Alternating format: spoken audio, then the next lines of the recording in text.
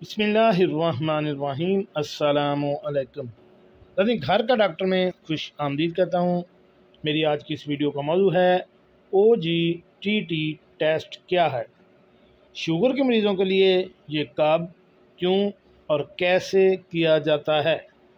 तो चलिए नाज़रीन, चलते इस वीडियो की तफसील की जानिब। नाज़रीन, OGTT टेस्ट ज़ियादत की तशख़ीस के लिए HbA1c और फास्टिंग और रैंडम ब्लड ग्लूकोज के मुकाबले में ज़्यादा मुस्तनद माना जाता है। इसलिए ज़ियादत की तशख़ीस के लिए OGTT ज़रूर करवाएं। OGTT oral glucose tolerance test का मुखफ़फ़ है। इस टेस्ट को ज़ियादत, प्री ज़ियादत, गैस्ट्रेंशनल ज़ियादत यानी हमल के दौरान होने वाली ज़ियादत की तशख़ीस के लिए करवाया जाने वाला बेहतरीन टेस्ट माना जाता है। इस टेस्ट के लिए मरीज़ के खून के 3 नमूने लिए जाते हैं।